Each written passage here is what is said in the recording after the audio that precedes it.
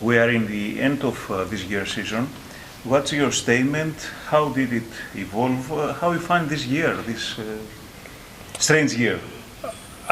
It was certainly better than the last 2 years. We are the only airline from the UK not to cancel flights owing to shortage of resource. We planned for summer 22 to be our bounce back year, and it has been. We've brought more people to Corfu than ever before. We've exceeded our targets, and we're looking forward to bringing even more people here for summer 23. So in those terms, it's been a successful year. Do you think that the economic recession affects travel bookings in 2023? I think it will have some impact, but customers will be attracted by the companies that treated them well in the pandemic. That was Jet2 Holidays, and didn't cancel any flights this year. That was Jet2 Holidays. So I think that yes, people may be nervous about committing to a holiday in the long term, but they will go for a quality operator that hasn't messed them about for the last 3 years with the best customer service record, and that is in every case Jet2 Holidays. So I am confident about the future. Why should the Greek hotelier choose Jet2 Group for cooperation? What is your message to the Greek hoteliers? We're a company that hoteliers can rely on, that we can trust, that pays our hotel partners. We treat our hotel partners with respect. We don't try and force them into damaging exclusivities so no other operators can get in. We want our hotel partners to make money, to be profitable, to invest in their product and to give customers the best service. We treat them as equal partners, and well, we've seen our hotel partners here today. They like working with Jet2 Holidays. Any hotels that are listening that don't work with Jet2 Holidays, I would advise you with respect to speak to hotels that do work with us and ask them to explain the Jet2 Holidays difference, and I'm sure they will. What are the price increases that you are giving to the hoteliers for 2023, and are you worried about the cost increase? I think everybody's worried about the cost increase. We've got governments that perhaps are increasing taxes. We've got input costs that have gone up for airports, transfer companies, hotels, aircraft cleaners, aircraft caterers, tour operators, airlines. I mean, look at the strength of the dollar. Fuel is bought in dollars. Everything is going up. We've all got to be careful not to get too greedy, not to try and repair our balance sheets from the COVID pandemic too quickly, and look at this as another challenge. It's a slightly better position than the pandemic because we are still operating, we're still flying, we're still opening, but it's going to be a tough 2 years. I don't think we can get too carried away and get too greedy. We've got to be modest in what we're doing and what we're asking from the customers, and try and fill our aircraft and hotels, and we will get through this on the other side, but it's going to be very, very tough. What is your midterm goal regarding group sizes?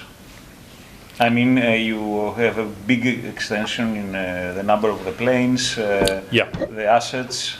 Yep, we've got 75 brand new aircraft on order. The first arrives next February, and they arrive over the next 5 years.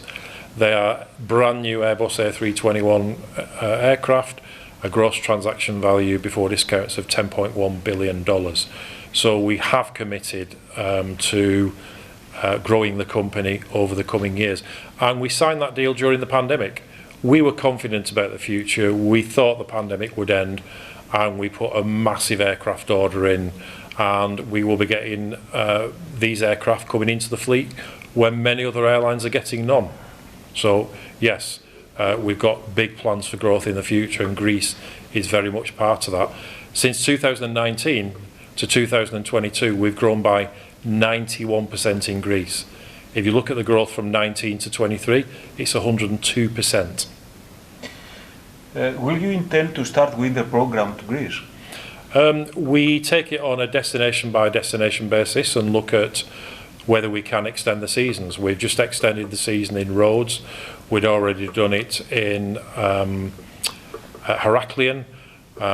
We've just extended the season in Thessaloniki, and at the presentation today we said we would be very open to considering lengthening other seasons as well, if it makes sense for the hotel, the tourist board, the local shops, etc., and of course us, then we would very seriously consider it, and yes, we're very happy to consider that. New destinations and new flights to Greece for 2023? There will be no new destinations. There's not many left. We fly to 15 already. 15. But there will be more flights, more capacity, more frequency for 23 and indeed for summer 24. Don't forget, we've got these aircraft coming into the fleet. We know what our incoming aircraft will be, so we can plan with a lot of confidence going forward.